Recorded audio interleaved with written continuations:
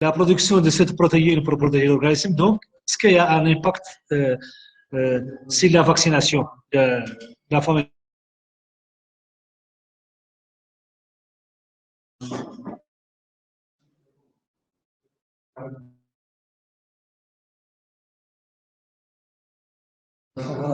Alors, Bara,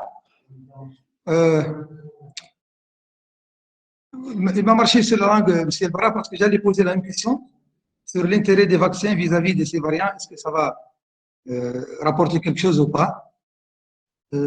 S'il a d'autres questions, peut-être les collègues en ligne.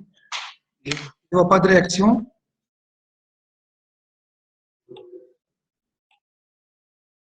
Une question. Je voudrais répondre sur cette dernière question par rapport à la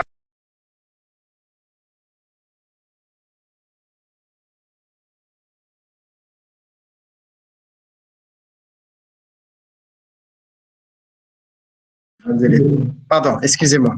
Donc, j'aimerais bien répondre par rapport à la question de la vaccination. Donc, comme je l'ai dit, depuis quelques semaines, nous constatons quand même la mise sur le marché de plusieurs types de vaccins, notamment des vaccins à ARN messager, mais aussi des vaccins viraux ou bien des vaccins inactivés. Est-ce que par rapport, s'il y a une expérience, je ne sais pas si ça existe, est-ce qu'il y a un avantage quand même des vaccins inactivés par rapport à ces mutations sur le plan efficacité par rapport aux vaccins à ARN messager ou bien le contraire? Voilà, merci. Merci.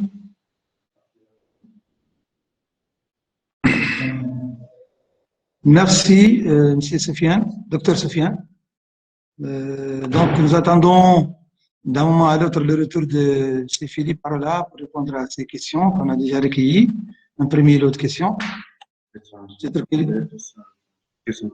Les collègues en mode visio, en ligne, est-ce qu'ils ont des questions? Il n'y a pas de demande d'intervention, à part la question qui a été posée par M. Franck Galtier du Sénégal sur l'usage de l'invermectine en association avec l'hydroxychloroquine et l'azithromycine.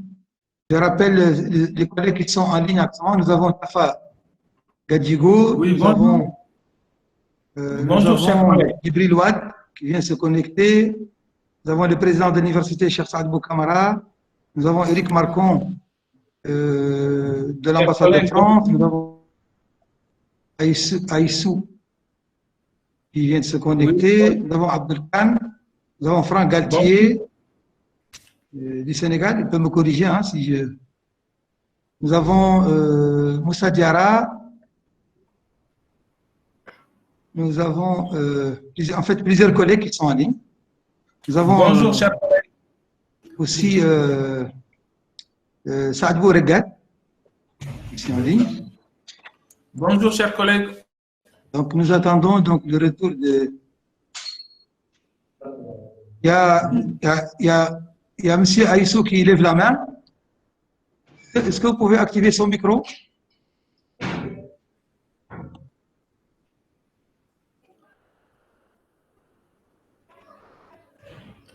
M. Aïssou, oui, c'est bon. Est-ce qu'on peut y aller? Vous nous entendez? Oui, on vous entend très bien. Oui, c'est pas M. Aïssou, c'est le professeur Madi Sissé. Je suis connecté avec M. Aïssou, avec M. Nicolas Aïssou. Ah oui, d'accord, d'accord. Oui, vous avez donc, quelque chose à... Vous avez écouté? Oui, Philippe Parola? oui, j'ai écouté donc la conférence de mon collègue et j'ai une question par rapport notamment au vaccin Sputnik. Donc, je vois qu'il y a une certaine réticence vis-à-vis de l'Union européenne à adopter ce vaccin russe. J'aimerais savoir, lui, en tant que chercheur, qu'est-ce qu'il pense de ce vaccin russe par rapport aux autres vaccins qui sont mis sur le marché actuellement. Merci. Merci, Dissirat, d'accord. Je corrige un peu notre collègue Franck Galtier. En fait, il est Dissirat, pas de Ricat. Je m'en excuse pour l'avoir présenté un peu de façon erronée. Il est basé à Montpellier, au sud de la France. Oui, le Tchad, c'est très connu.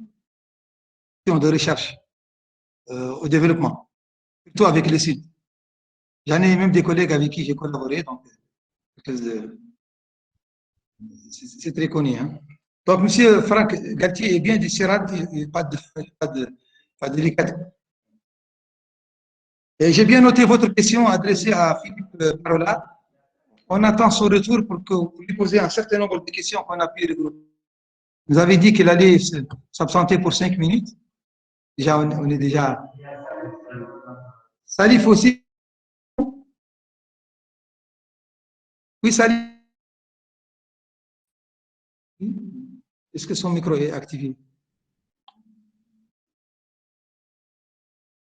Bon, pour les collègues qui ont des problèmes de microphone, ils peuvent utiliser le chat pour poser les questions. Hein?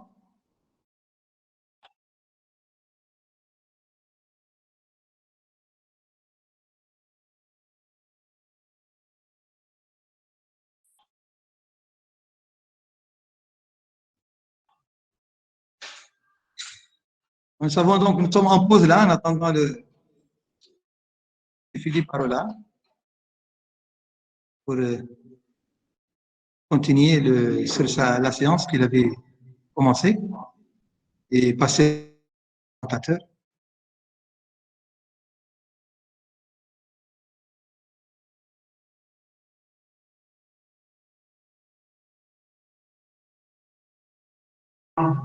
Ouais. Donc, vous avez des doigts.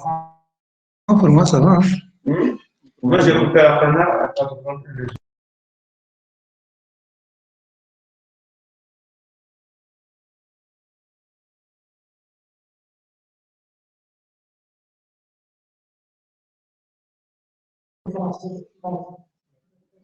On enchaîne avec la conférence suivante. Accès des présentations. Allez-y. Il y a une proposition de relancer avec les autres conférences en attendant le retour du conférence pour continuer les questions. Donc, allez-y. Hein. Qui dirige ça?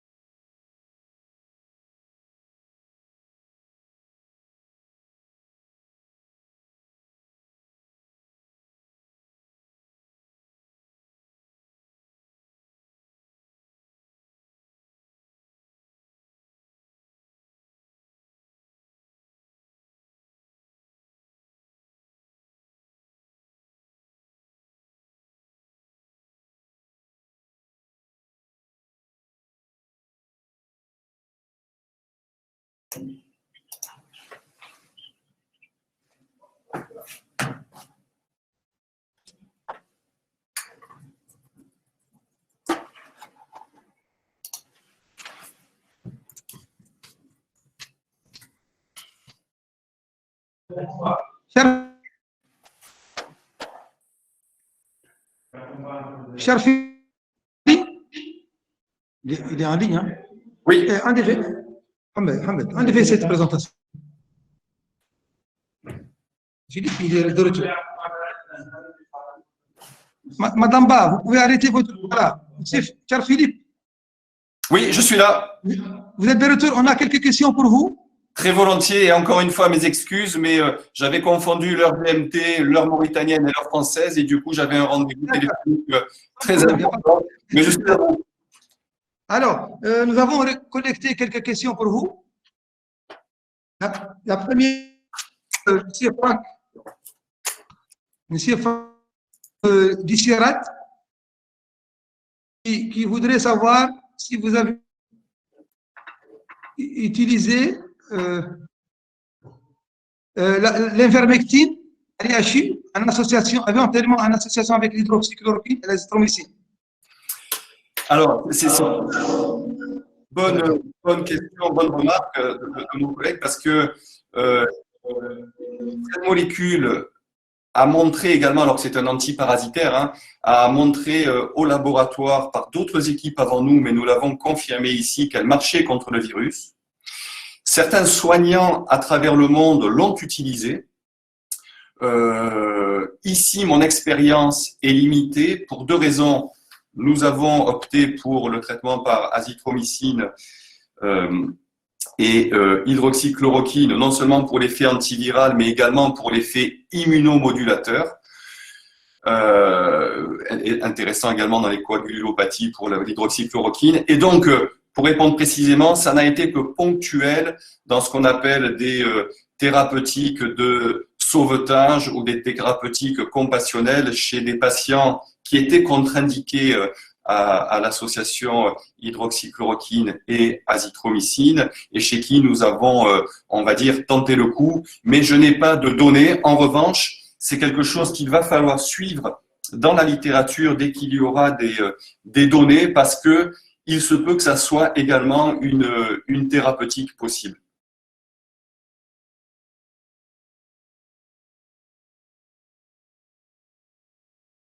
Je ne vous entends plus. Merci, cher Philippe. Et vous êtes satisfait de la réponse? Ça va?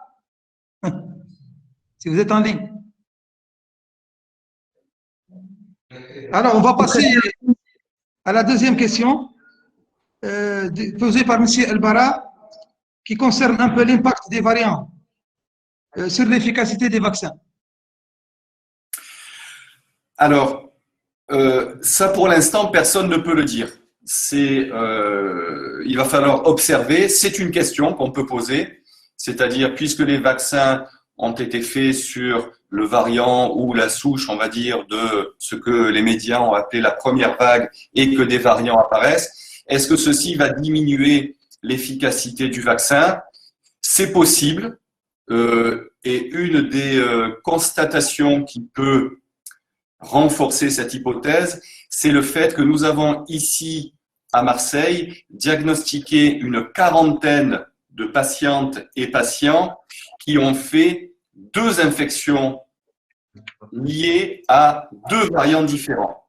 Ça veut dire que le premier n'a pas protégé du deuxième. Donc on peut se dire, on peut penser que l'efficacité du vaccin ne sera pas de 100%, mais à la limite, c'est pas grave. C'est-à-dire que le vaccin, même si il a une efficacité, alors les laboratoires parlaient de 94%, nous verrons bien ce que sont les données.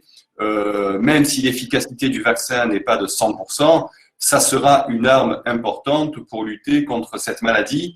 Mais là encore, il va falloir observer. Je pense que ceux qui pourront nous donner les résultats de l'efficacité du vaccin sont les Israéliens qui ont vacciné, déjà qui ont pu acheter un nombre très important de vaccins et qui ont vacciné, je crois, un quart de la population. Et donc, on va bien voir ce qui se passe. Donc, oui, sans doute, le fait qu'il y ait des vaccins